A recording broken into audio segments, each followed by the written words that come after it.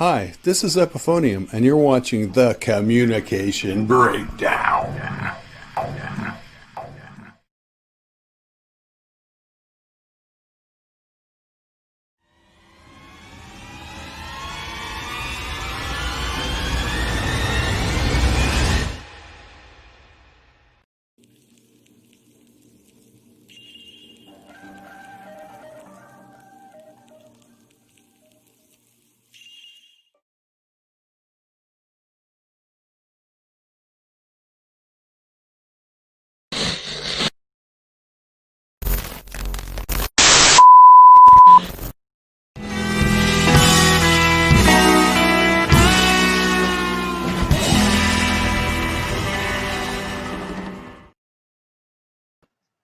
Hello and welcome to The Communication Breakdown, episode number 14.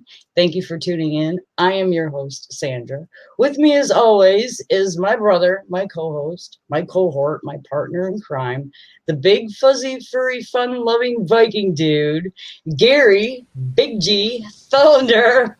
I nailed What it. up? What up, sis? How do you remember all that shit? Off the top of my head, I have no idea. Good Lord. That's why I stumble over it sometimes. That's a lot to remember. I couldn't remember all that. How you doing, babe? Good. How are you?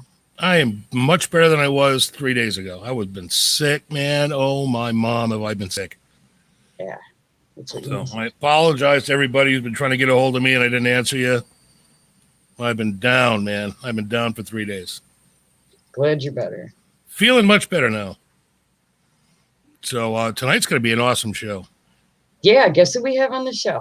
I cannot wait to dig into this, man. I got some stuff for Steve who's going to blow his mind. Anyways, again, thanks to all for being here. If you are in the chat, please be kind to one another. If you're not, you're booted. That's it. That's the rules. Either be nice or go away. With that said, ladies and gentlemen, they really need no introduction, but we have the incomparable Fruitcake Tony and the legendary rock journalist, Mr. Steve Rosen, joining our show today. What's up, Hi, fellas? guys. Hey guys, how you doing? Good. I How didn't know are you you? were brother and are you really brother and sister? No. Yes. That's just We for the aren't. show, right? But more importantly, listen, chat. There's no echo. It's amazing. Is that fucking amazing. Is that a poke in the side there or something? No, I'm his sister never, from Steve. another mister. Never Well, I a do have to jab. thank you guys for telling me about headphones. That must be a new invention. I've never heard of them. So nice. Most welcome. Well, you're I'm almost as slowly old as catching up me, to the so I 21st understand. century. You're almost as old as me, Steve, so I understand. How you guys doing, man? Good. Really good.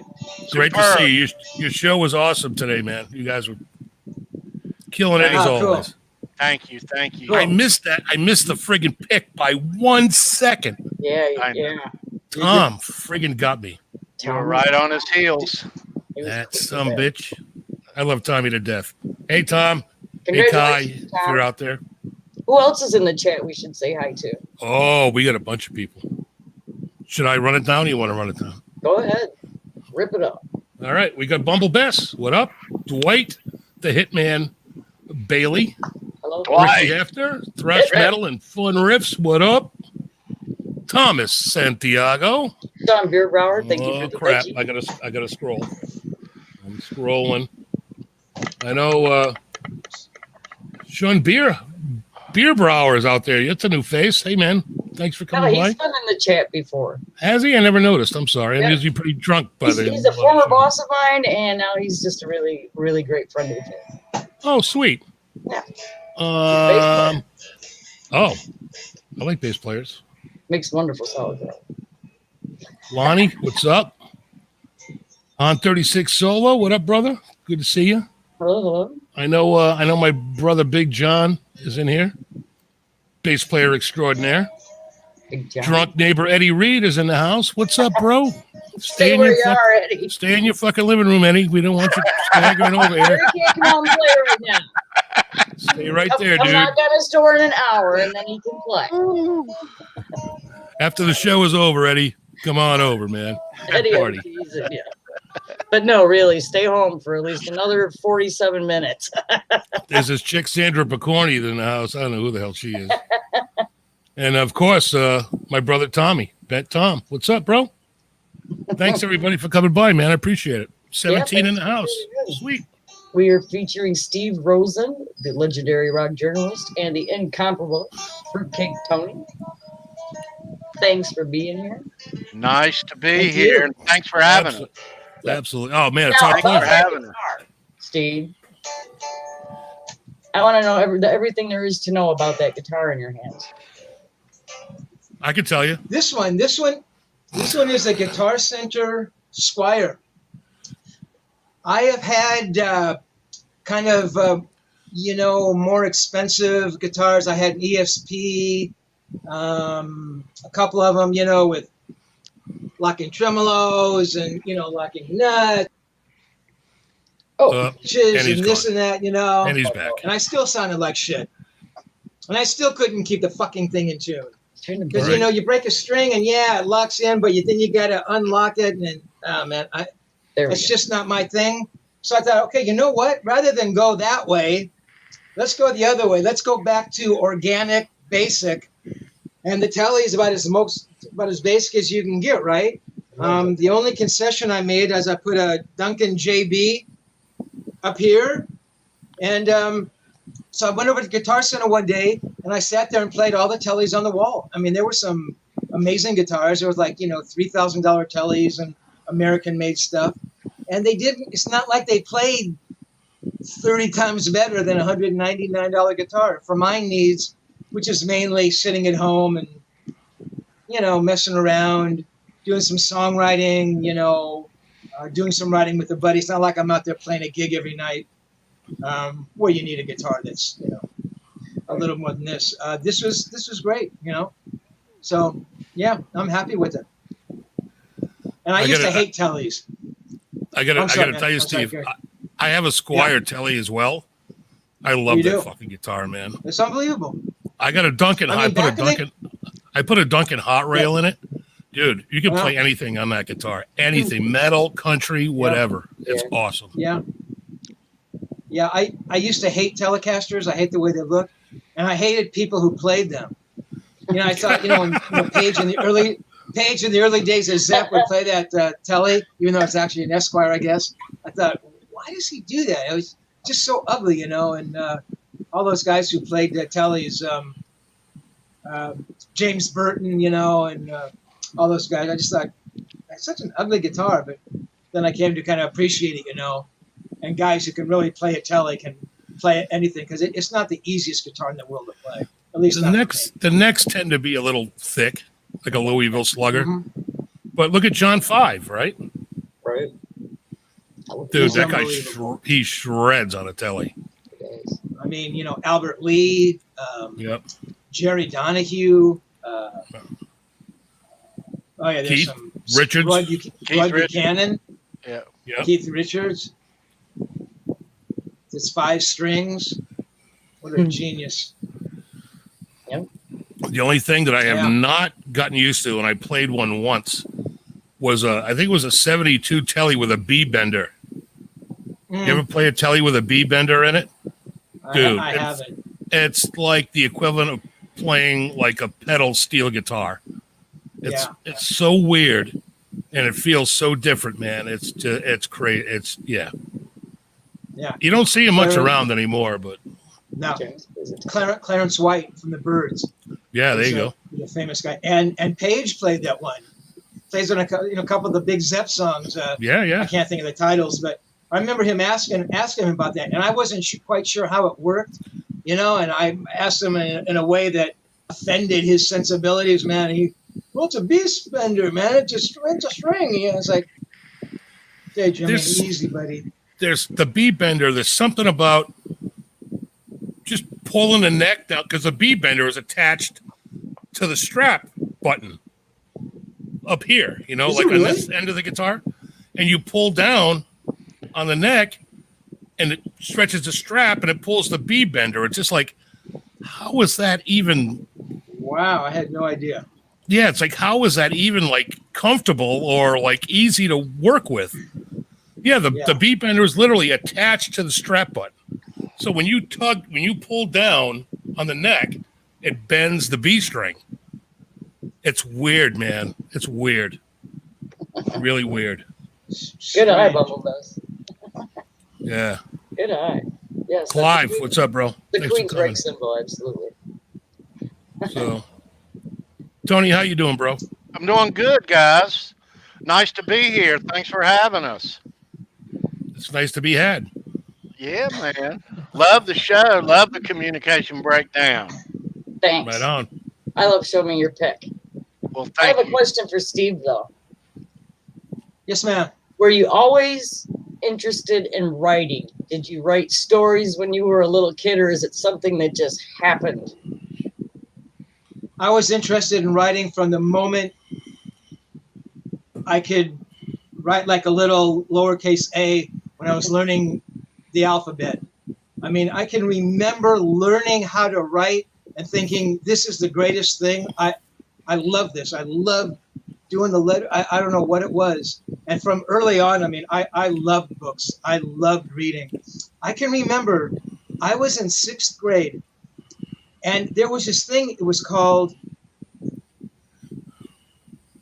ESL or extrasensory learning or something, but it has something to do with books, and only girls could be in this club. It's like they read books and then they write reviews. And I can remember seeing them doing that and thinking, I must be in this club.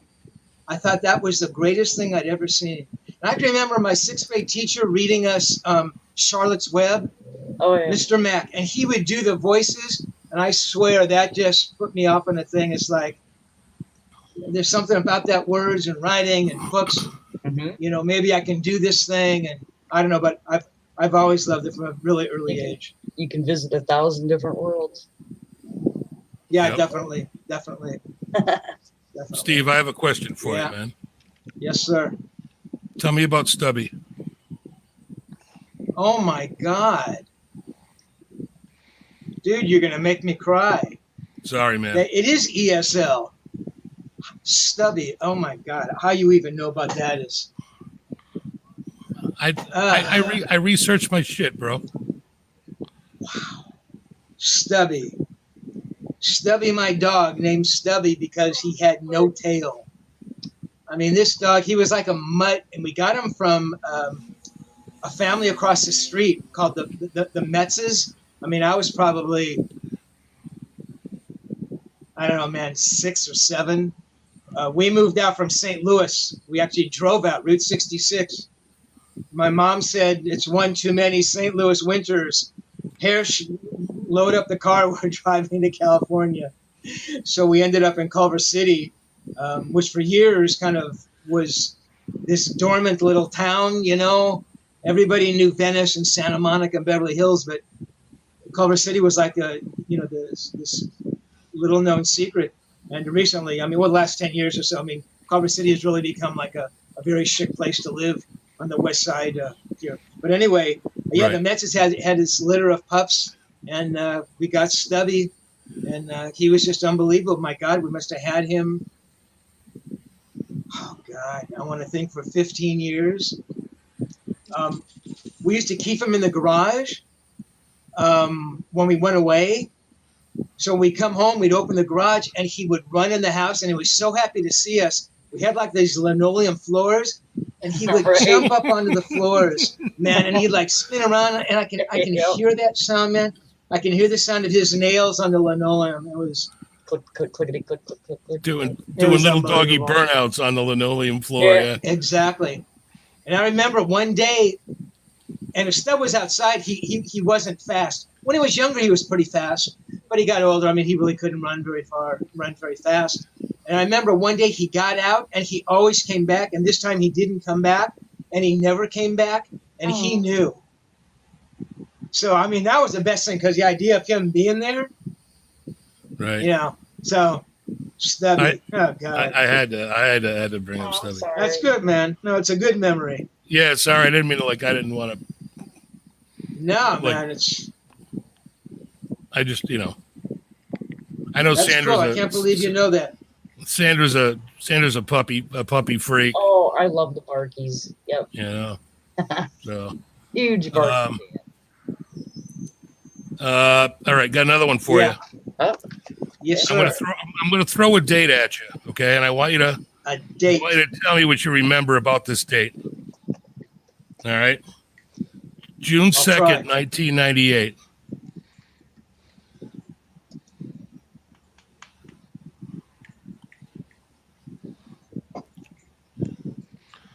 June 2nd, 1998. Is this something I should know? Oh, fuck yeah, you should know. If you need a hint, I'll give you a hint. I need a hint. Was it an interview? Yep. 98. So must. And you were driven there in a Toyota Corolla by the person's handler. the person's Brian Wilson. I'm a closet Brian Beach. Wilson. I'm a closet Beach Boys fan, Oh my God! There's nobody like the Beach Boys. right? Oh God! What can you They're tell so- me? What can you tell us about that day, man? That must have been trippy as fuck. I can remember my buddy Mark Millette, who used to live across the street from us in Culver City. You know, when Stubby, we used to live on a street called Emporia. Oh, dear Lord. He was a huge Motown fan. Loved the Supremes and Martha Vandellas and the Four Tops. I couldn't stand that stuff when I was young. I mean, it's like, Mark, how can you listen to that? I didn't even know what it was. I had no reference to what it was. I just, you know, I couldn't hear the songs. There was no like electric guitar, and it, you know, it wasn't like stuff I was listening to on the radio, or, you know, it wasn't like, you know, Paul Revere and the Raiders or the Seeds or, you know, Louie. I couldn't get it. But the Beach Boys, oh my God, that I got. There was something about that music that was, you know, because they, Oh, puppy. Beach Boys were, you know, from a town just down the road from Culver City. I mean, they're about 10 miles south of Hermosa Beach. Right. So they were, you know, pretty kind of local. I remember once there was a place called Orange Julius. It was like yeah. it was like an orange juice, but it had like a. We had them in the ice cream, malls but it had, back you know, in Yeah, back in the up mall. Exactly. northeast. We had them in the malls. man. Exactly. Yeah. Orange Julius. I remember going there once, and the Beach Boys were Yeah, playing yeah. at an Orange Julius opening in this little mall that we had in Culver City. I thought this What cannot year was even be that? happening. What year was that, Oh Steve? my God. Oh my God. 65, 66, Wow. 67. That's crazy, man. Something crazy. So I was a huge Beach Boys fan. I love their music. I always pretended I was a surfer. I'd never been on a surfboard in my life. And I grew up with a lot of guys who were surfers. Sure. And the fact that I pretended to be one, they hated.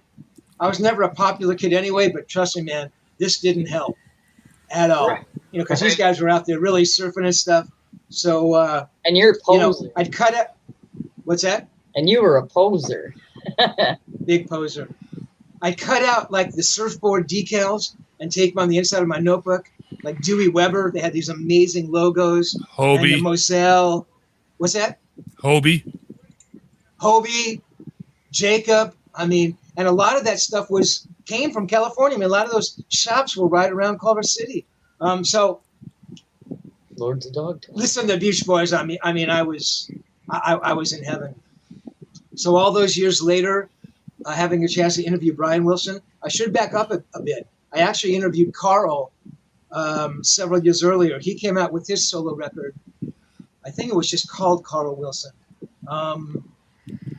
And Carl was a little edgy.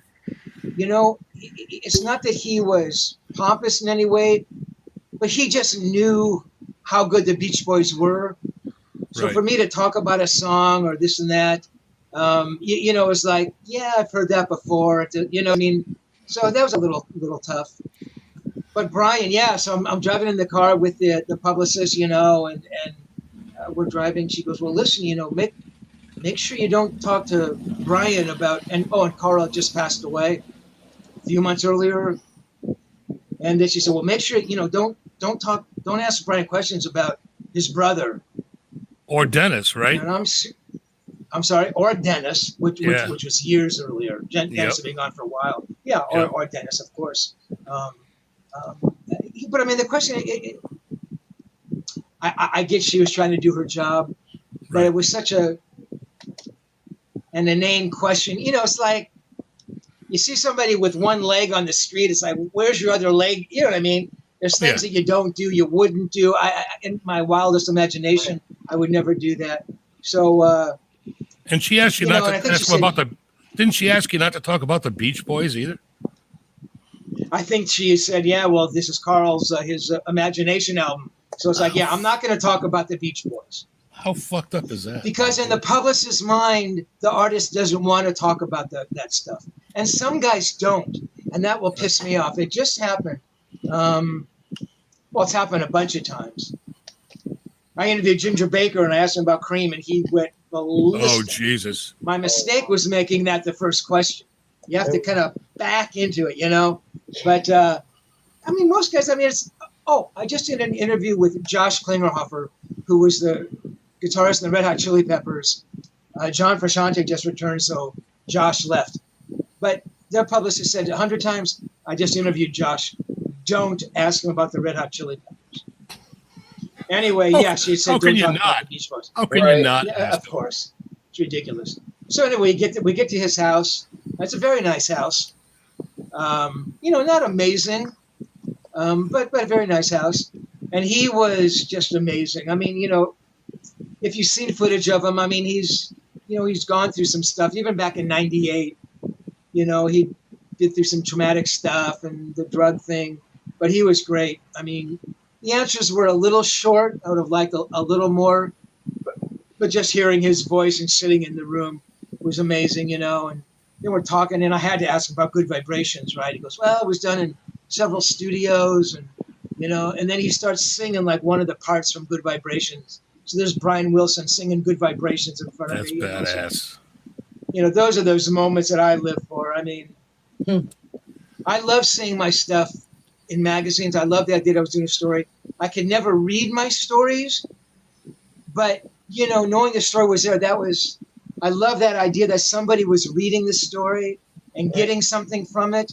Right. But, you know, again, it was really those moments, you know, that I live for. I mean, I would have paid Brian Wilson $200 to sit there and have him sing Good Vibrations to me, right? Right. Yeah, that was pretty amazing. Steve, I got to tell you, man, it's like I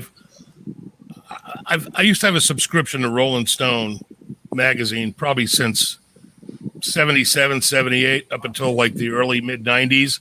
And I'm sure I've read every one of your articles, you know, articles, whatever you want to call them.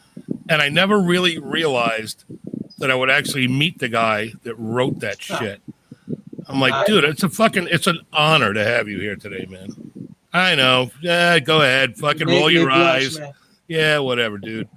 I still get more fucking. I still have more questions for you, man, and I hope the other ones won't make you cry. But that means a lot to me, dude. You fucking rock, brother. Yeah, you got a lot of good information out of a lot of famous fucking people, dude. I'll tell you what. You did a fucking stellar job.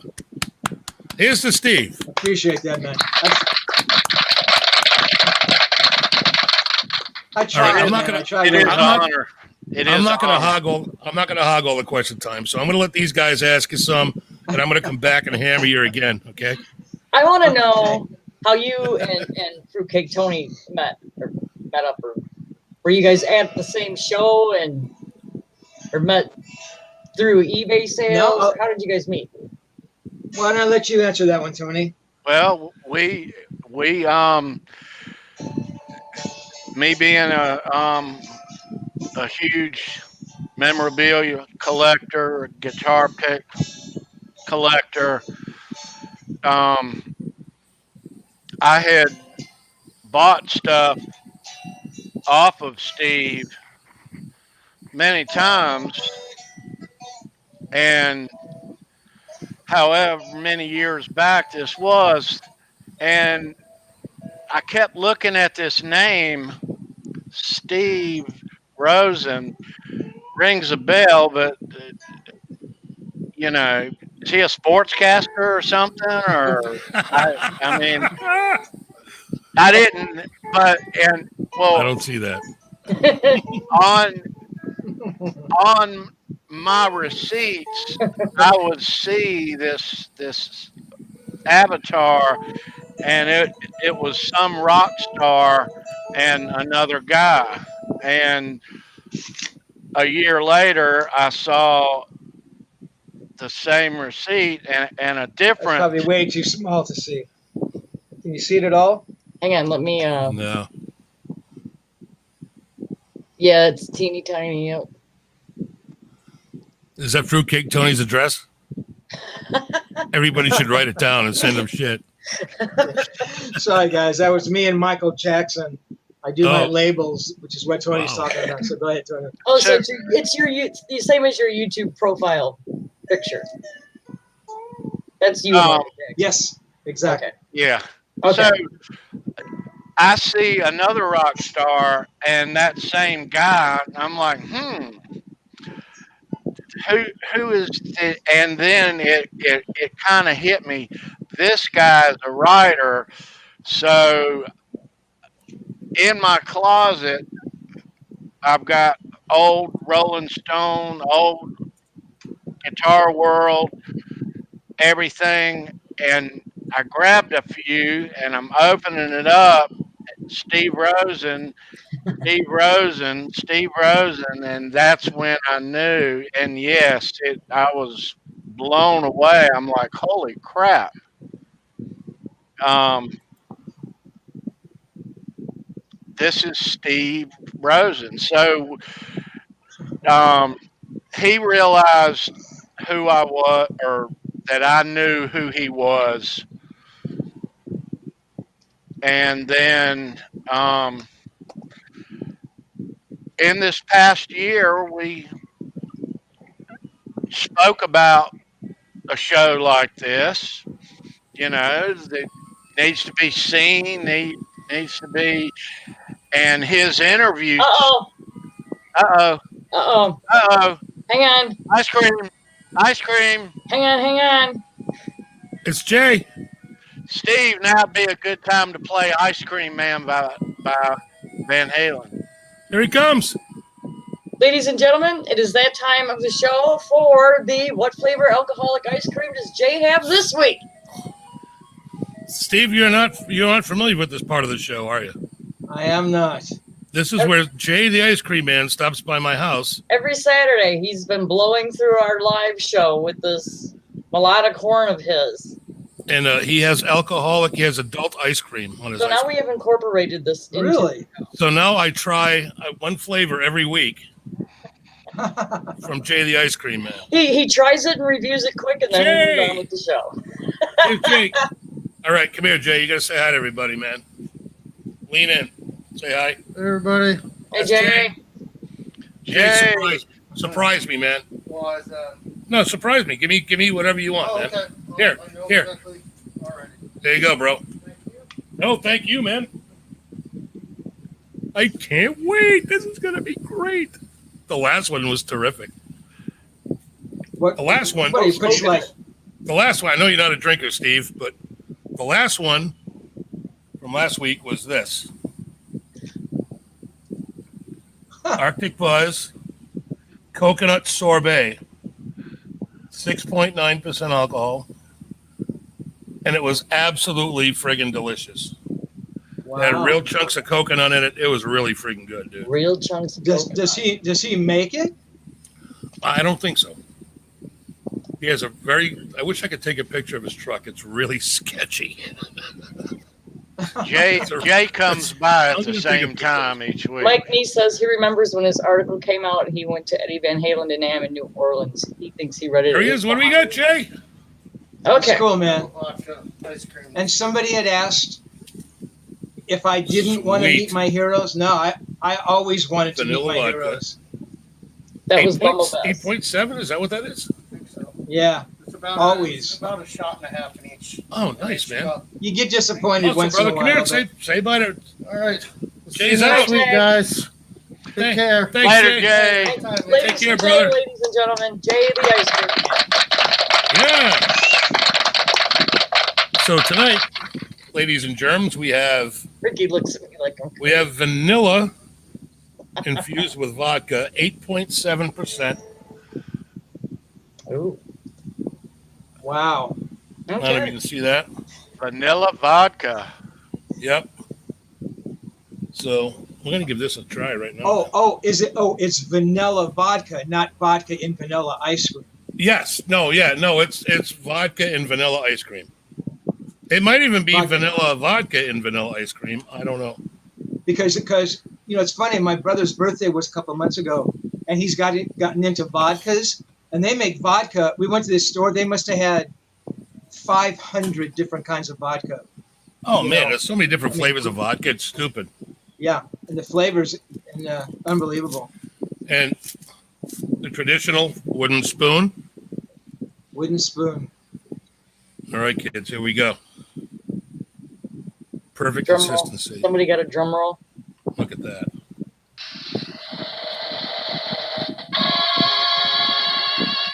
How good is it? Jay never ceases to amaze. It's All got right. it's actually got chunks of vanilla bean in it. Mmm. Oh, really? It's really Nice. freaking good, man. Nice. All right, talk amongst yourselves. Nice. I'll eat my ice cream. That's right. That's right, Eddie. You got 20 some more minutes. You can hang on. Just hold your britches for a minute. Eddie heard the ice cream man coming just like the rest of us did. Yep. Yeah, Eddie, you could have caught the ice cream, man. Holy shit, it's good. We'll have a trivia giveaway here in a little bit. I'm going to just show you what it is right now. Maybe chat be thinking about some questions they may want to ask Steve or Fruitcake Tony. This giveaway was donated to the channel from Bent Tom. It is this little locking tuner. Nice. It's a nut buster.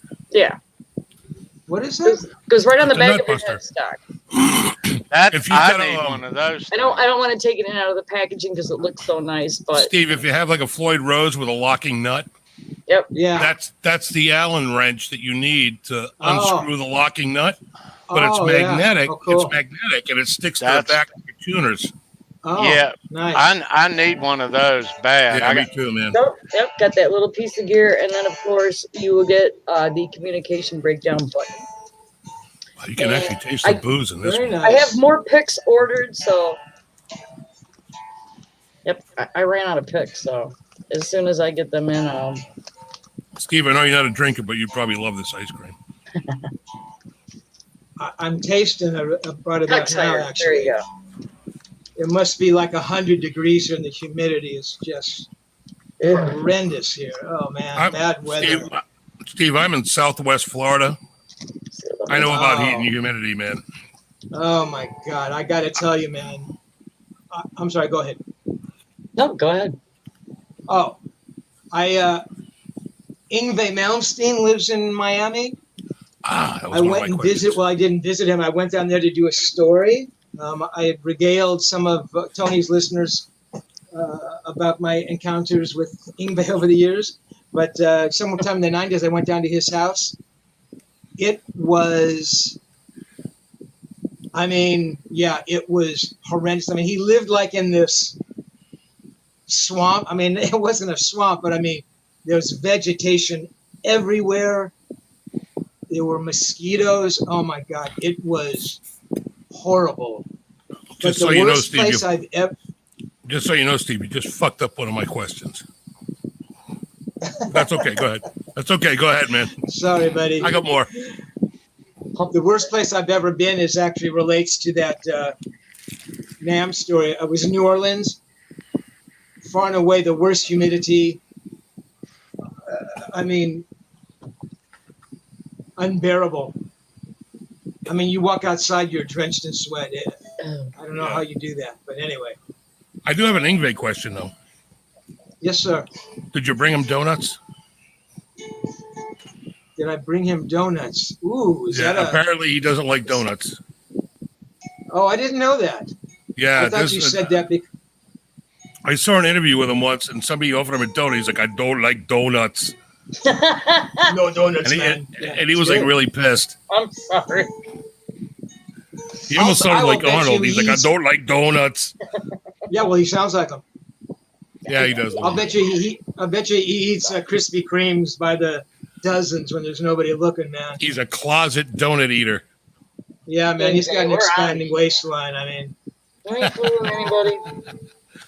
How he still does those kicks with like them Yeah. tight freaking vinyl pants on. I'm waiting for him to bust out of them one of these days.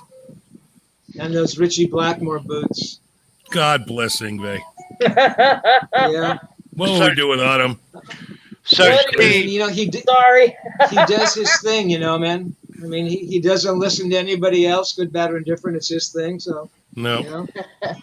on that interview, Steve, that you did at his house, was this before or after you jacked his jaw? Oh, this is way after. Okay. Yeah, it's probably. Good for you, Steve. I mean, I want to say 10 years. Steve, you punched you know, Ingve? Dio was. I love that you. Yeah. Oh, dude, that's so. Okay, I need to hear that story. Right in the kisser. I think everybody's wanted to punch Ingve at one time or another. Steve got to do it. My very best friend Jimmy Waldo was in Alcatraz.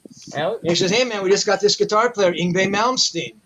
You got to check him out." Jimmy knew that I was writing for guitar mags and stuff. He said he's an amazing guitar player, but he's got like an attitude thing going on. So Just a little. he was Just a little. he was living out here, kind of out in the valley. It was really dump of an apartment, to be honest with you. So I go out there, and I know some of you may have heard this story before. I'll try not to repeat it, everything exactly. So Ooh, excuse I me. knock on the door, and he comes to the door, and he's got his guitar around his neck, and he's practicing. I'm thinking, oh, that's cool, man. You know, I love when guys do that. You know, holding a guitar. Well, I'm talking to him. You got brain freeze? No, I'm burping uncontrollably for some reason. Ah, I'm not too a much burper. alcohol. Not enough. So, He can feel. so I was playing the guitar, so we go in, and I set up my cassette player and everything, you know, getting ready to start the interview. And he says, "No, wait, man, wait, I gotta practice some more." And he's doing, you know, the things that Whitney Whitley. neoclassical and this, Yeah. you know, and he's doing, and I mean, it's, you know, I'm watching him, and I mean, it's pretty remarkable stuff. I mean, it's, Yeah. you know, and he does it pretty effortlessly, and we spent a lot of hours doing that. So, yeah, fair enough. So I asked him again, you know, 10 minutes later, "Hey, man, you know, so what's it like playing it?" He goes, "No, man, not done yet." And this goes on, I don't know, man, half hour, 40 minutes, and it's like, I'm done. Yngwie, tell me about playing in Alcatraz, you fucking sweet dickhead. You know, I didn't really say that. I thought that. And, you know, every answer out of his mouth was like either a lie or he thought it was so cool that that's what I wanted to hear, or that's what his fans wanted to hear. So, in fact, I said, "Man," I said, "you know, you've obviously spent a lot of time practicing, you know, to do that stuff you're doing." He goes, "No, man, I never really practiced." Bullshit. The guy, I'll bet you he practiced 18 hours a day from the time he was 3. Do you want But to he see my said Ferraris? that because, yeah. But he would say that because he wouldn't want you. He wants you to think he's that amazing without practicing. Right. My God, if you did practice and you're that amazing, that's even more impressive, dude. So this went on, you know, my famous Jeff Beck question, you know, for me, the barometer, the yardstick is always Jeff Beck. What do you think of Jeff Beck? And if somebody doesn't give the proper response, they go down about 8 levels in my book. So you better answer right, pal. You're going to be fucked. Right. Play with Dimebag. Exactly. There you go. We all have people we measure everybody by. We all have our And, meter. and Exactly. And I figured that Beck was probably maybe someone he had listened to. I didn't think this stretch was that far. So I said, yeah, man, what do you think about Jeff Beck? And he goes, who? I thought, well, he didn't hear me, or understand me. Jeff Beck. Was I? Man, I don't know who that is, man. Jeff Beck? I said, Ingve, hang on. You're telling me you don't know who Jeff Beck is? No, man, I don't know who Jeff Beck is. I said, okay. So I went to the next question. Jumping ahead, the story comes out. They have in a big bracket in bold letters, Jeff Beck, never heard of him, man. That's what Guitar World decides to pull out as the big, bold, blackout, sidebar box. So we're talking for a little longer. And, a guitar player, the string will be a little dirty. So, he'll kind of run his finger up the string to kind of clean it out. Well, his string was rusted like shit. So he does it, and the string bites in to the pad of his finger. He starts bleeding like a fucking stuck pig. I thought, I'm going to have to take this moron to the hospital. He's going to bleed out in his own apartment. They're going to think I killed him. He's going to need a tetanus shot. Yeah. Exactly. So it's bleeding, and I mean, it's bleeding, and it's all over the neck of his guitar. It's bleeding on the rug. I go, I think you might need to go to the hospital, man. You might need stitches. He goes, no, man, I need stitches. So he goes into the bathroom, and he comes out with this wad of toilet paper on his finger, and I can see the blood soaking through the fucking toilet paper. This guy's probably lost like 3 pints of blood. That night, Alcatraz played a gig called the Midnight Special. It was a live televised show. I remember that. They actually had a lot of guests. I mean, a lot of huge bands. Everybody. First time I saw Creedence was on the Midnight Special. Exactly. I mean, huge gigs, huge bands. Yeah. And it was a pretty important gig. And I thought, and it was on his left hand, his fretting hand. So I thought, that string is going to go underneath and get into that cut part. He's going to scream bloody murder on stage. But he got through the gig. Now, he played through every second of every song. That's my friend Jimmy said. He would never stop playing live. Graham would be singing a verse. Ingve is soloing. Graham is singing a chorus. Graham Bonnet. Ingve is soloing. He would never stop. Story comes out. I thought it was pretty good. They titled it "The God with the Chip on His Shoulder," and I thought that's pretty accurate. My last paragraph was fucking awesome, dude. That is all right. That's fucking awesome. My last paragraph was, this is a guy with serious talent. I mean, what a good guitar player if he can just stay out of his own way. And prophetic words that I were, he could not do that. No. So we fast forward a few months. Dio was playing at the Forum, which is where the Lakers played. This is like an 18,000 seat arena. I mean, it's huge. Mm-hmm. Afterwards, there's a party for Dio at a place called the Cat and Fiddle, which is a pretty famous English pub down on the Sunset Strip. So I'm there, and Jimmy Waldo was there. Jimmy was there. I don't know if we went together, but he was there. And so I'm just sitting there, I don't know, man, drinking a Coke or something. And I see Ingve, I thought, and I see him kind of start to walk over to me. And he says, hey, man, you're a fucking asshole. So it's like, all right, so tell me something I don't know, man. You're not the first person to say it. But you're a fucking asshole. I mean, it just meant nothing coming from him because I didn't think anything of him, to be honest with you. He was such an asshole. Well, when an asshole calls you an asshole, it kind of cancels him out, Exactly. So I'm standing there, and he goes, you're a fucking lousy writer. I go, well, man, I'm sorry you feel like that. He goes, man, you're a fucking lousy writer. Those are all lies. At that point, I say, Ingve, I have the cassette. I will play you everything you said verbatim, word for word. I did not make up one word. I didn't have to. Then he hurls an anti-Semitic epithet at me. Oh. And, I kind of stand there, and he says it again with more venom in his voice, and I go, dude, that is one word too far. And I'm in a Western. I'm like Jimmy Stewart, man, or I'm the bad guy. I take my drink, whatever it was. I toss it in his face. He's momentarily blinded. I cock back, and boom. I kind Nice. of hit him, in the jaw, and he kind of goes down, and he puts his drink down. At that point, there's so much adrenaline running through you, and I'm a pretty small guy. Ingve was bigger than I was, but now it's a point. Doesn't matter. I'm gonna kill him. I mean, you just get, I have this thing. It just goes from 0 to 1,000 in 3 seconds. Yep. So we're kind of wrestling on the floor, and he's like scratching my face. It's like he's fighting like a girl. No offense, Sandra, because you probably punch like a guy. But it was like he was ineffectual. I mean, I wasn't afraid. I was just kind of, grinning and bearing it. So 2 bouncers, I mean, monster guys come over. They see what's going on, happening, and they, like the fireman's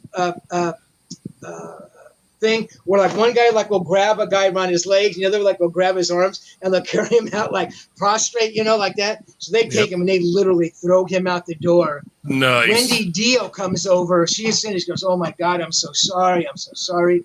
Ronnie's Jimmy wife? had seen it. Yeah, Ronnie's wife. Ronnie's wife, the Wow. manager. And Jimmy saw it. He goes, "I saw that. It was the greatest thing I'd ever seen."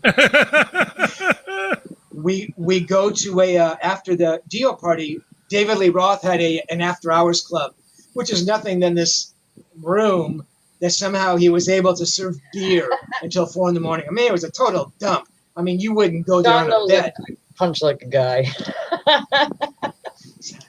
I'm not going to find out. No, you don't like it. So Jimmy and I go over there, and Ingve is there. And Ingve starts walking over to us, and Jimmy goes, "If you take one fucking step more, I'm going to come over there. I'm going to fucking kill you." And he turns around. And the next day, a buddy of mine wrote for a magazine called Performance. Performance was like the marketing magazine. Told you how much a concert grossed, how many tickets Bon Jovi sold, et cetera, et cetera. He did like a little editorial thing, and he said the usually mild-mannered Steve Rosen beat up Ingve Malmsteen at a party. That's not for Ronnie Dio. So that was my That's rep fucking for a awesome, minute. dude. He seems so cool. And then I thought, it was so great. So then I thought, how can I really hurt this guy? And I thought, well, rather than me bad-mouthing him in all my stories, I am not going to mention his name in any story I write ever again. And I'm not saying I brought around his downfall, but I'll tell you, for a lot of years there, man, he struggled. And he was crashing cars and, fast forward about 10 years after this incident, Japan, a magazine called Player, wants me to fly to Miami to interview Ingve, because Ingve still had a huge audience in Japan. In fact, just about his only audience was in Japan. And so I figured, well, Ingve sees the interview list. He sees my name. If he didn't want me there, he would have said, "No, I don't want him interviewing me." But nothing was said, so I go. And I knock on his door, and I'm there with my buddy Niels Lozauer, the world famous photographer. And I knock on the door, and Ingve answers, and I'm stepping back, and I don't know what to expect, And he throws his arms around me and says, "Oh my God, man, I'm so sorry. I didn't mean it. I was young and I was drunk. I'm sorry." I mean, we were there the whole day, and he apologized 100 times. He was a gracious host, man. We drove in his Ferrari. He took us out to one of the high spots in Miami, and showing me his guitars. And I mean, you can't really ask much more from somebody to show penance. And I've done interviews with him since then, phoners, and the guy's totally cool. He just had that thing. Cocky. He didn't was know how cocky, to man. control it. He was He was cocky. cocky, man. Fuck. And he pissed off not only me, he pissed off other writers. He pissed off record people. I mean, he pissed off really important people. I mean, Ingve should be spoken of now in the same breath as Eric Johnson and Steve Vai. I mean, these guys are touring the world, making records. They have huge audiences. And Ingve, not so much. But, yeah. That'll look great on your resume, though, Steve. Steve Rosen. Exactly. Steve Rosen, journalist, musician, songwriter. I kicked Ingve's ass. Exactly. Perfect. You can get any fucking Part-time. gig in the world with that. Exactly. And I got to So ask you long one as they more. require. I got to ask you Go one ahead. more question, Steve. Do you live on a hill? Yeah. Because you keep do. sliding to your right. Go to your My left. God, I can't. Go to your left, like 2 feet. That's what dude. that's what What the Tony fuck? said. I think your house is starting to slide down the hill, bro. No, if I could show you guys, hang on. Let's see if I can get it to do it. Yeah, it's like you said. It's Yeah, dude, your house is sinking, dude. I'm falling down Honey, the fucking I'm hill. not kidding you. I know. I see I'm it. like this from. I know. You keep moving to the right, bro. You need to get some people over there to jack up your fucking foundation or something, bro. Yeah. Oh yeah, like that's gonna happen. You're gonna be surfing down the hill in a minute. Holy, yeah. All right, go to your left some more. I mean, if it has to happen, I would My not left? to be Yeah, go to alive your on left. camera. Your I'm not left. wishing for it to. Keep going. Overcompensate. Go more because you know you're going to end up rolling back down the other side in a minute.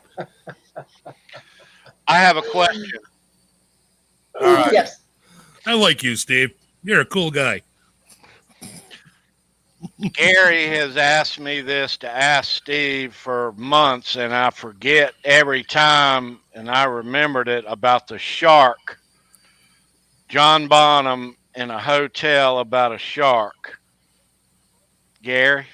Cover Yeah, your man. ears, kids. Let's hear that story, That bro. that is the infamous mud shark story. There was a Viewer discretion. motel. What's that? Viewer discretion is Oh, sorry. advised. Yeah. There was a motel up in Portland. It wasn't Portland. It was Oregon. Maybe it was Edgewater, Oregon, called the Edgewater Inn. You could take a fishing pole, throw it over your balcony, and you were right there. I don't know what body of water that is. I mean, I don't know, Puget Pacific? Sound go down that far. What's Could that? be. Puget Sound. Yep, that sounds right. Yeah. So, I mean, there was, whatever kinds of fish were there. So I did know at one time who actually caught the fish. It wasn't Bonham. Might have been one of the crew. Caught this mud shark. I mean, it's a freaking mud shark, dude. And they bring it in and they put it in the bathtub and they put some water in it. And the mud shark is swimming around. And, Zeppelin are staying at the hotel, and so are the Fudge. They're also there. Fudge were, I think, actually touring with Zepp. I think they were opening for him at that point. What Or year was maybe this, Zepp Steve? was opening for the Fudge. 67, Roughly. 68. Okay, cool. Pretty early. So there were kind of women kind of walking around, looking for adventure. And they found one. And they said, look, we got a mud shark in the bathtub. You want to have some fun? She goes, yeah, I do. So they put this girl in the bathtub, man, and put this mud shark. And it was still alive. I mean, I don't think it had teeth. I mean, I don't think it did. Pretty sure all But- sharks have teeth. Well, it may have, man. Little. Just saying. I'm not a Uh, oceanographer, but I'm pretty sure that most sharks have teeth. Yeah, man. And she proceeded to have carnal knowledge of this shark. And all the guys were there. Jimmy Page was not there, nor was Robert Plant.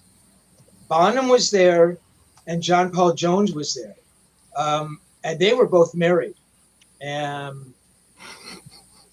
John Paul left. I don't think that matters when there's a shark involved. No, at that point in time, I think the Redding ring gets tossed in the bay. Yeah, with a shark. Yeah, all. So they're there. The Fudge guys were there. Carmine Appice was there. And yeah, man, she. I mean, it got pretty nasty. I mean, That's it was crazy. going into places where sharks shouldn't go. that is crazy. And yeah, that's a famous mud shark story that Frank Zappa. I don't think Zappa was there. I think Zappa was on tour. He'd heard about it and wrote. I think it was called the Mud Shark. But yeah, I just had to verify its validity. Oh my God! That's not the mud shark, is it? Is No, that the that's exact a mud mud shark? shark. That's to Is give that you the some mud- idea. Is that the mud shark in question? No, Yeah, That's that pretty thing's big. still alive somewhere. but they are a big. Yeah, no, it was not it's not like it was a small trout or something. It was a major fish. Big enough I is the mean, key here. Big Oh, enough man. for a woman to have unlawful carnal knowledge. I mean, it's, ew. I get it. Thanks for verifying that, Steve. That's been in the back Very of my head welcome. since I was like 18 years old. And I'm True 58 story. now, so. Hello. Hello. Damn, Steve, I have so many questions. Yeah. What oh man, I don't even know where to start. I got to cross Ingve off because he was on my list. Tell me about. All right, here's another closet band that I like. Parliament. What was the Parliament interview like in '77? How'd that go? God, man, that is an obscure one. Parliament was not one of my favorite bands at the time. I didn't get it, man. I just, 77. I'm listening to, what was in, Supertramp and Not into P-Funk. Parliament was. Yeah, exactly. I was like, I don't get it. But I remember, Not George Clinton. guitar players said, "Listen, we want a story," and they have 3 guitar players. I thought, "Oh, fuck me! I don't even know one of the guitar players." But I don't think the 3 guys were there at one time. I mean, it was Eddie Hazel. This is embarrassing. I mean, I can't even remember the other 2 guys, but they were cool. And then it was just years later that I really came to appreciate what they did, and all that stuff. The other Pink Funk, Parliament, and the Mothership stuff, and the Yeah. man, very George cool, was- man. Really unique. I think- And I think those guys really. Go ahead. I'm sorry. Go ahead. No, Those you guys go. were. No, you go. I think George was into a lot Those of guys really psychedelics were back good. then. Those guys were really good guitar players too. Yeah, I mean, they were. really good. The stuff they were doing, that ensemble 3 guitar thing. I mean, That whole really, band think was of bands that with whole 3 band guitar was great. unbelievable. Yeah. That's right. Bootsy and Bootsy Collins, right? And Hey. Larry Graham. Yeah, Larry Graham. I Graham. think was in the band for a while. Graham Central Great Station, bass man. Yeah. Did you know Bootsy played with James Brown for a little while? Yes, I did. I did know that. And I think he got kicked out of the band. I think James booted him. I think you're right. I think everybody Too many- got kicked out of James band. Too many of these on stage. Too many fines for Bootsy. Well, I mean, have you ever interviewed James Brown? No, I never did. He was. But you know the on stage, the Yep. fine thing, right? Yep. Oh, that's his thing. Yeah. Yeah. If somebody fucked up during a show, he'd be like $50, $50. If you fucked up during a show and you wouldn't get paid some nights because you fucked up too many times. But all right, moving on. Unbelievable. Okay, Yeah. who else have I got? Oh, You think of bands with. I'm sorry. Go ahead. no. Go. You think of bands with 3 guitar players. The first one that comes to my mind is Skinner. I mean, the Doobies, I guess, had 3 guitar players. But I mean, Parliament was doing it way back in the day with those 3 guys. So that was Yep. really some groundbreaking stuff, kind of in and of itself. Okay, let's talk about Jocko. Uh-oh. 1978, man. 78. Jocko's first record. My friend, Doug Steinman, is one of the best bass players I've ever heard in my life. I mean, Doug was good enough. He could have done studio stuff. Doug could have been, in James Brown's band. He could have been in just an extraordinary bass player. God, what a gifted guy. Strange. Can you hear me? I think that was the thing. He was a really weird guy, but unbelievably talented. So somehow I had the opportunity to talk to Jocko, which I wanted to do. I mean, what Jocko did, I loved his playing. Kind of the record and the bass stuff. I didn't get all of it. I realized that it was exhibiting unbelievable technique and stuff. But Oh yeah. a bass instrumental record. Yeah, I mean, what he did with Joni Mitchell and stuff. I mean, the guy was amazing. I mean, yeah, I mean, I wanted to meet him. Fretless technique was Fretless. Exactly. Nobody did that. yeah, and still doesn't really, Absolutely. except for Stanley Clark maybe, Yeah, but not like Jocko. Stanley to me. Yeah, Stanley is still to me a distant cousin to what Jocko did. I mean Stanley's amazing, but yeah, Stanley definitely. So I got the interview set up, and I said, Doug, you want to go to a Jocko Pistorius interview? He goes, oh my God. So he freaked out. So Weather Report, we're at a studio over in North Hollywood. They were working on a record. I can't think of the name of this studio or the record, but Jocko's first album had just come out. And I remember getting there, and Jocko was out in the back. They had a ping pong table set up. And back in the day, I was a pretty mean ping pong player. I mean, I couldn't play football or basketball. I played a little bit of baseball. But ping pong, I will fucking destroy you. I mean, I was good, man. I mean, I was really good. My dad taught me. We had like this dining room table, and we had like this piece of wood that came off the inside of the garage, like this, just an old piece of plywood, and we literally hammered it onto the top of this table. So if the ball hit that nail that was sticking out, the ball would careen. But we knew where the nails were, so we would play that. And there was like a little hole cut out where the electrical light plate was. So if you get in the hole, the thing would like careen like that. So I learned on this piece of shit table. So you put me on like a regular table, it was like, holy God. I mean, no one could beat me. I mean, I was really good. So they're out there, and Jocko and Joe Zawinul are playing ping pong. So I'm kind of waiting and watching, and I don't know if Jocko offered or maybe I asked, hey man, can I play? And Jocko, oh, okay, and I can tell Jocko fancied himself as hot shit. Or maybe they were letting Jocko in. I don't know, man.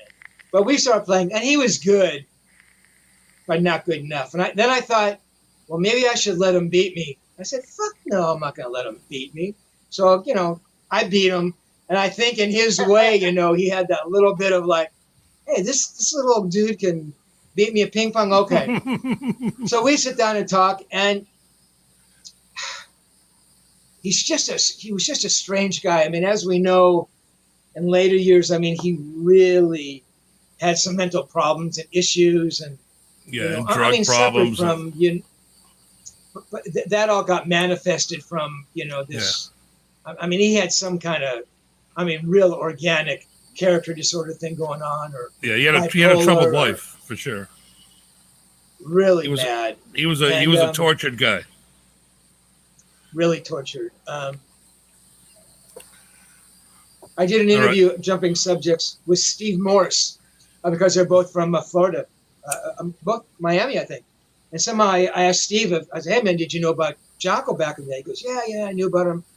Our paths crossed. Remember, we were running on the beach, and somehow they said, yeah man, let's get together and play. Steve Morse is no fucking slouch, So he said he kept asking Jocko to come over, and then Jocko finally comes over to Steve's little place one day. And Jocko just sits down and just proceeds to play and play and play. Doesn't talk, doesn't do anything, plays and plays and plays. And Jocko says, I'm the best, man. I'm the best that ever lived. I'm the great, and that's just the way he was, Yeah. He could kind of back it up, though. Oh my God, he was. And his style, he was unbelievable. Nobody shredded a fretless bass like Jocko. Nobody. Nobody sounded like that. Nobody had that impeccable sense of rhythm and timing, and the way that he plucked the strings was. Yep. Nobody ever did it. No, he was special. He could play slap on a fretless, and that's like next to impossible. He can hit harmonics on a friggin' fretless bass, and it's like, how is that possible without fucking frets? I mean, how do you even do that? I don't even know. Yeah, he was an entity for sure. Yeah, he was one of those stars that burned too bright, too fast, and just burned the fuck out. It's too bad. Did he get killed by and he got killed by a fucking bouncer of all things. That's the sad Pretty part bad. of the whole thing. I'll That's give you the sad. addendum to this story. Years later, I was flown to New York to interview Donald Fagen, Oh, who love Steely who is Dan. not a real walk in the park, but Yeah, he seems a either, little but, uppity. oh man, what a strange dude he is. He never smiles. See, I So gotta cross Donald, that off my smile. list now. Damn it, man! You're stealing all my fucking questions, Steve. What the fuck? So we were I at gotta cross Steely Dan off now. God damn you! we were at Warner Brothers. He had just released Night Fly. Is that his first solo record?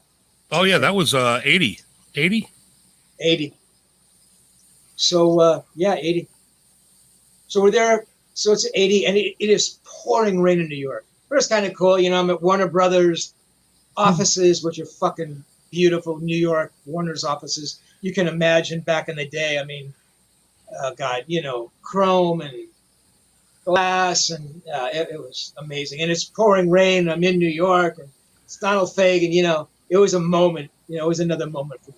Yep. So I remember I'm down in the lobby waiting to go up because they were up on the third floor or something. And this guy comes in out of the rain, and he's got a sweater that has been stretched because of the rain. I mean, you know, the sleeves are like down here. Hanging past His his head hands. is shaved. His head is shaved like he's just got out of prison, you know, or he's had lice. I mean, it was a bad haircut, not just a hip, short haircut. Yeah, schizophrenia, Tom, thanks. You know, and he's wearing like those hippie kind of cloth pants. They kind of tie, the big ties, you know. And I think he had socks on, which is even worse than if he'd been barefooted, if you think about it. That's And he weird. comes in, and I can tell nobody knows who he is. And I go, oh my God, that's Jocko. And he was on the fucking label. He was still on Warner Brothers. They didn't know who he was. I go, this is Jocko. He's got a record on your label. They said, oh, we don't care. And the women said, get him the fuck out of here. The secretaries of the receptionist, the bouncer just took him. And they didn't hurt him, but they, you know, walked him back outside. That was horrible. I mean, my God. That's kind of scary, actually, you know? All right, Steve, I got one more question for you. Ready. We apparently we wear the same kind of hat, but I always see you wearing yours backwards, like I'm wearing mine right now. Can you turn it around the other way and see what you look like? Come on, I'll It do looks mine better too. I'll backwards. do mine too, man.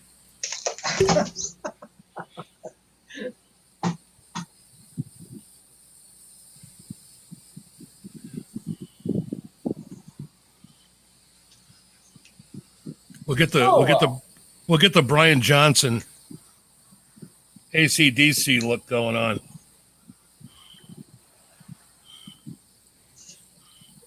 Feels weird, doesn't You it? still there? Yeah, it feels Oh, yeah, weird, Hats don't always it? look- yeah. Hats don't look good forwards. I feel like a golfer or something. I feel like I should be singing Highway to Hell or something. Fruitcake. Yeah. Have you two ever been to a show together? Me and Steve? Yeah. No. Not Okay. that I know of. We are separated by miles. Not that I know of. Okay. Yeah. Possible. but- Yeah, I might have been back at a show somewhere. Could have been there. Yeah. We may So- have been there and not know it, but yeah, not to my knowledge. So you want to hear the kind of day I had and why I thought I wasn't going to make it, and we'll close this thing up with that? Okay. Sure. You got to hear this. Okay. Let her rip. Is it okay? Or you don't have to hear it. No, No, go man, ahead. let it go, baby. It's a fun story. Let me We're show you all what a ears. moron I really Trust am. me, we are all ears. So I just got a huge collection of guitar passes that I bought. I mean, like 125,000 guitar passes. Holy crap. I mean, like 20 huge boxes of guitar passes. I mean, you've never seen so many guitar passes. Yeah. As you so, as you so intuitively noted there, Gary, I do live down a hill. I live down 40 steps down the side of a hill, and this fucking house is cantilevered. I can see that, So- man. Because you've already moved at least 8 inches since you moved your chair. And you sunk, too, I think. Your camera has gone up or you have gone down.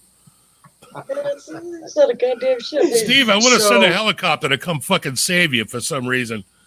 I'm going to call Exactly. CHP or something, have them come, like, drag your ass out of there. Throw him So the FedEx FedEx should- devices, please. Exactly. We're going to start a FedEx shows YouFundMe to... We're going to start a YouFundMe. Fix Steve's fucking house so he doesn't roll the fuck out the front door. God, if they could just fix the floor, or like just add like shim it. I don't think it's the floor, bro. I think it's your house. It is. I mean, you can see it from the outside. You have to shim the land. I'm gonna start a GoFundMe just for you, bro, to fix your fucking house. When Hey, I'm Brian. laying in bed, if I don't put my leg out and my push against the mattress, honestly, man, it's the most uncomfortable thing you can imagine. God, and you never get used to it either. Oh, it's horrible. Oh my god, that's so fucking funny. It's funny, So but it's not. The FedEx guy shows up, and he's got to carry these boxes. There are Oh my god. Like a zillion of them. Yeah. 20 boxes of 45 pounds each, and those big like yellow tubs with the snap-on tops. There's Yeah. like 8 of those. So he brings them down. I help him bring down a couple boxes. These tubs are like 75 pounds. Ugh. And my stairs are like sort of complementary to the house. They're like this wide, so they're not built to code. You step off one end, and you go tumbling down the fucking hillside, Oh, God. So I get them in the house, and I'm opening them. It takes me literally 3 weeks just to get the boxes open, to look through them. So I start selling them. I realized I couldn't sell these passes in 50 years. So then I start putting up like bigger lots. Instead of one, I'll put up, well, buy your favorite 50 Elton John backstage passes for $4 kind of stuff, Holy wow. So then I think, well, God, there must be other collectors out there. Maybe somebody interested. So I wrote to a bunch of people, found a guy who bought the entire collection. So literally in about 3 weeks or a month, I made, enough to maybe get my house cantilevered so I can stand straight again. So I now had to box these fucking things back up. So I'm not good with that kind of stuff, man. I can't eyeball something and know if a box is going to fit in a box. So I'm like, got tape, and I've got duct tape, and I've got, I finally get it all taped up. I go to FedEx. Hours later, I'm trying to figure out how to fill out these fucking forms. I don't know if it's ground express, oh my God. I finally get the labels printed out, put the labels on, get the, and this is not even today, this is like yesterday, get the pickup to come by. In the morning, I've carted the boxes up about half the steps. There's not as many boxes now because I've taken out some passes. So now there's only about 10 boxes. So I've taken them halfway to try to help the FedEx guy. Yeah. Okay. No, go ahead. I'll be right back. Oh, I'm sorry, man. So the FedEx guy comes and, I help him bring the boxes up to his truck on the street. So he, has his little barcode reader and he reads the first barcode and he goes, uh-oh. And I go, that's the last thing I fucking want to hear. And he goes, this is a FedEx Express. We only pick up FedEx Ground. I go, excuse me? Yeah, we don't even pick these kinds of boxes up. I said, well, come on, man. How do we fix this? Call your boss. Let's put new labels on. How do we do it? He goes, no, man, we can't do it. We then had to take, and I must admit, he carried most of them. I now had to carry the boxes back down to my house. So I'm sitting there thinking, Oh, man. what do I do now? I've got the wrong labels. I don't even know how to get the right labels. I go back onto FedEx. I figure out how to print out ground labels. I put them back on. This morning, I wake up early, so it wasn't too hot here. Carry the boxes up to my car, and actually went to FedEx personally to mail them. The guy says, first thing the guy does, he goes, "Uh-oh." I go, "You're kidding me, what?" He goes, "You can't put duct tape on boxes." I said, "Fuck you, what are you talking about?" I go, "Why don't they say that anywhere on the side?" He goes, "I don't know." He says, and he's right. He says the tape will get hot, it'll melt, it gets in the machines. Because I left the boxes on my stoop for a little while because I put them out there at like 8 in the morning. I didn't leave till like 10 or 11. And I could see the tape was like getting really hot, the duct tape. Right. So I said, "What do I do?" He says, "Well, you can take them back home and rebox them." I said, "There's not a chance in the world." Right. He says, "Or I can do it." I said, "Knock yourself out." Yep. So he took them out, put them in like these 4 boxes, charged me $50, the best fucking money I ever spent. And turns out this guy's a big Kiss fan. So I now know somebody at FedEx. So I'm going to go back there and toss him a bunch of Kiss passes Memorabilia. and picks. Nice. Exactly. So the reason I thought I wasn't going to be here was, I thought I'd be there all day or something was going to go wrong, which it did. But thank God this guy, So Bribe they're him. finally Very gone. nice to have to do that, yeah. Bribe the motherfucker, man. Bribe him. Exactly. I found in life there are certain people that you have to befriend. Your mailman. So every year I leave a Starbucks card in there and a $20 bill. Garbage man. Yep. The garbage man. Yep. Every time I see him, "Hey man, need a bottle of water?" Give him, a few bucks at Christmas time. The bank manager. I just brought her some backstage passes. I thought she was going to open the vault and say, "Take what you can," And The guy who plows your streets. For me- in Wisconsin. what's I don't have that? snow. I'm in Florida, so. And my post office people. Yeah, it's I funny. mean, and I don't think it's being.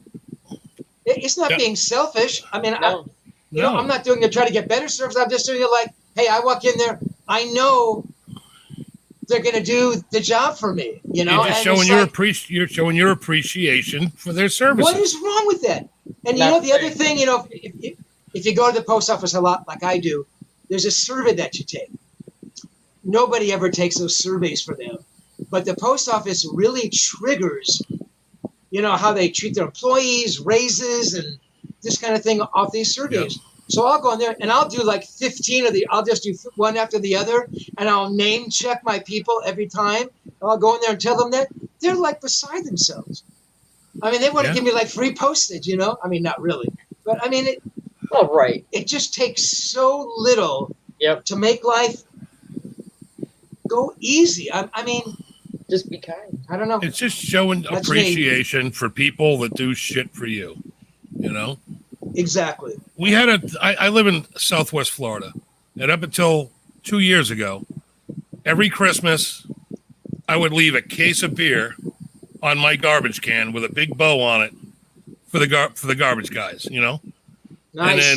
And then like a year ago, I get up, I go to bring my garbage cans in, and the case of beer is sitting there with a handwritten note taped to the case that we can't accept this anymore. I'm really sorry. We really appreciate it, but we can't accept alcohol as a tip anymore. Oh. So now I just put $20 in an envelope and tape it to the top of the garbage can and, say, Merry Christmas, whatever. But it's like, that sucks, man. Yeah. It does suck, but their thinking is, I mean, I get it, Yeah, but well, it's yeah, you give it to him, and they, he's going to drink a bottle of beer on his route and crash into Right. your car. You're going to, Right. So I mean, it's a liability thing. Yeah, for sure. Yeah, I get it. And Steve, you're sliding again, dude. What the fuck? I'm going to buy you some fucking wheel chocks and send you some wheel chocks so you can block the wheels of that chair. God, every story I write comes out looking like this on the page.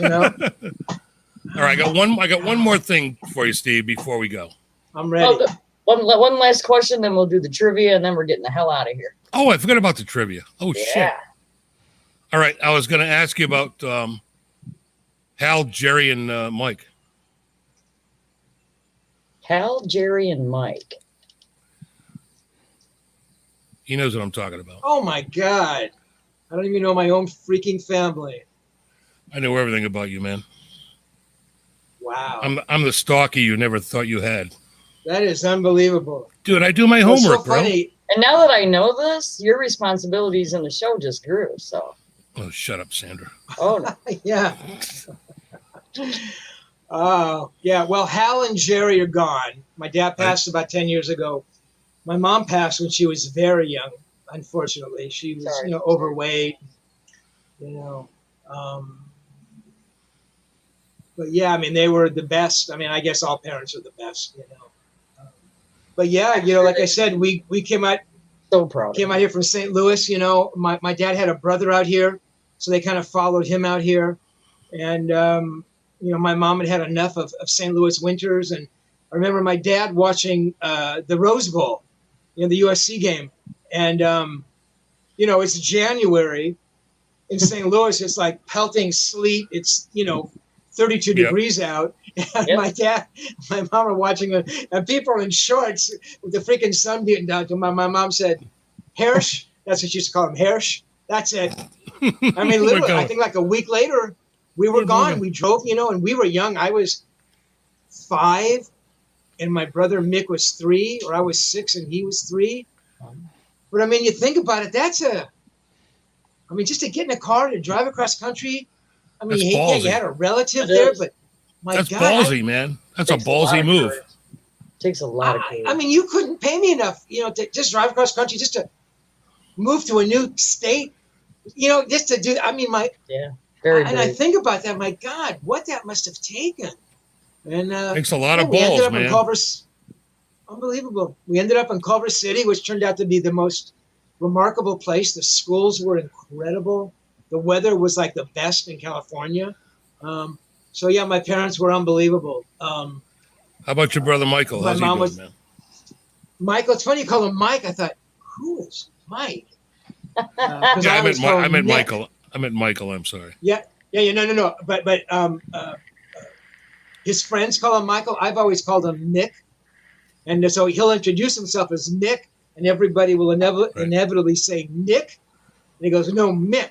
And they go, "Nick," and he goes, "Yeah, Nick." But I gotta put that in my yeah. notes. Mick. Okay.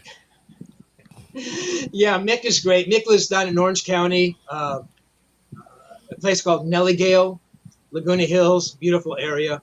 Cool. He doing just well? retired. Oh, nice. Mick does great.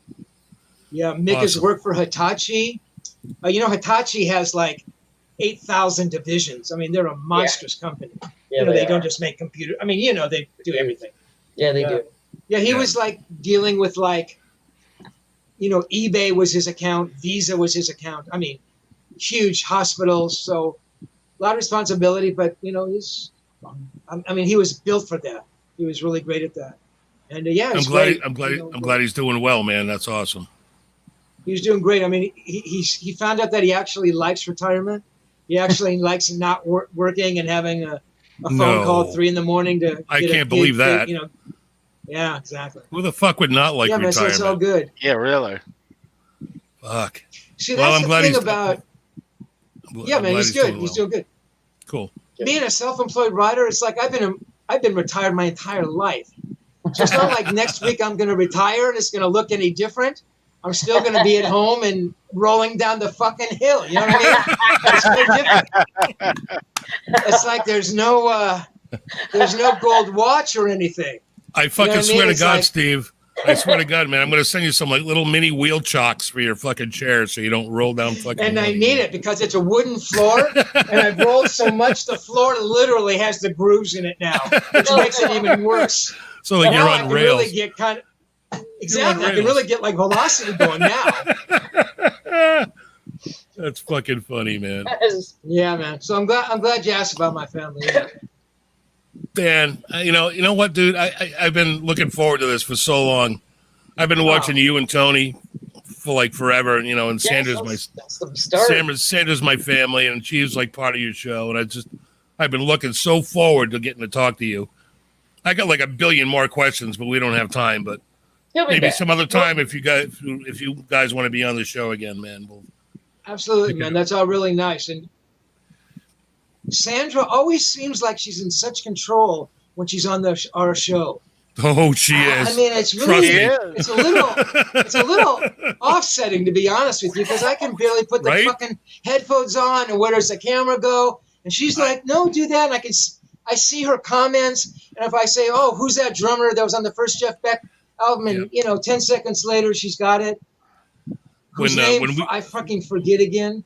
When we do this show, Willie, wasn't it? Sandra, the iron fucking producer. We're only doing an hour. We're doing an hour, and that's it. A fucking hour.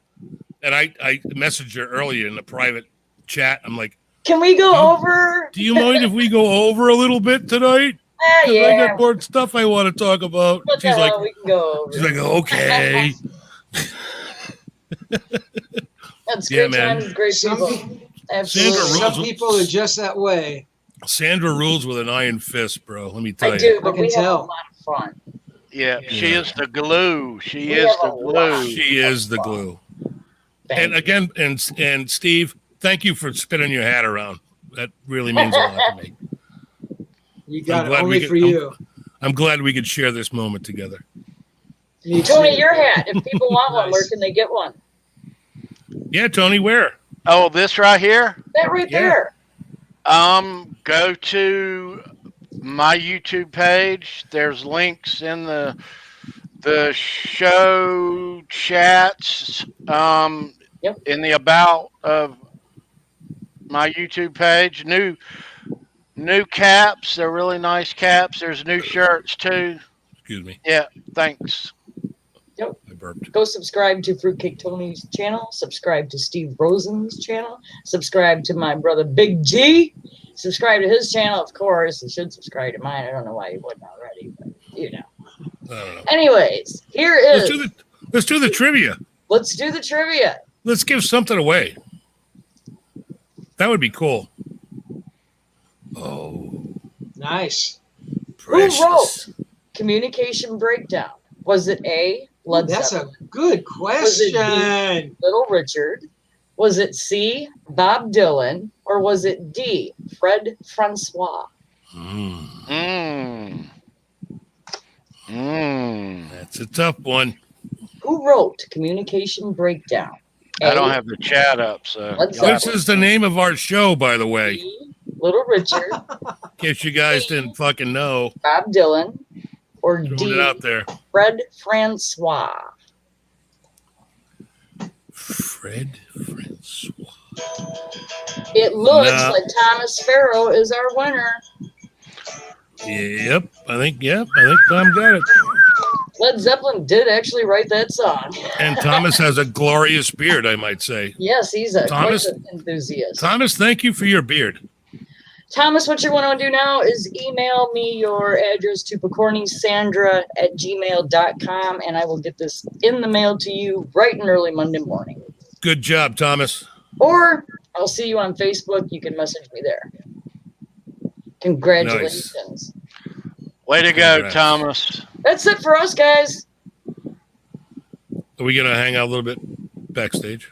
We can, sure. That'd be great. Trying to get rid of this. I don't know where it went. Here we go. Okay. Tom, if you're in the chat, email me your address if you haven't done so already. Actually, Bent Tom, And this giveaway was email via Tony Bent my Tom. address.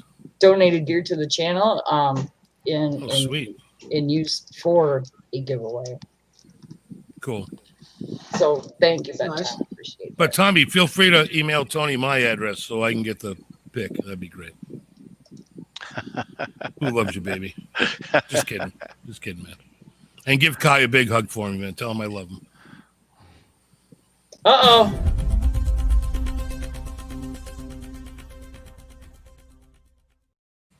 Thank you guys so much. The fuck was that? That was our breaking news. Our channel.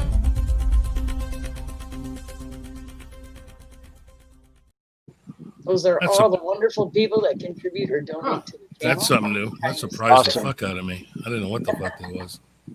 Next Awesome. week, it'll probably be something different. There's always new surprises every freaking show. Everybody stay tuned. You never know what you're going to get. No, you never do. All Bye, right. everybody. Love you guys. Thanks for hanging out. Enjoyed it. We love all you folks, See you man. guys later. Thank you very much. All right, Thank stick you. around, Yeah. you. Thanks for Stick having around, us. you. Stick around, you three. We're going to talk backstage for a minute. Thanks, guys.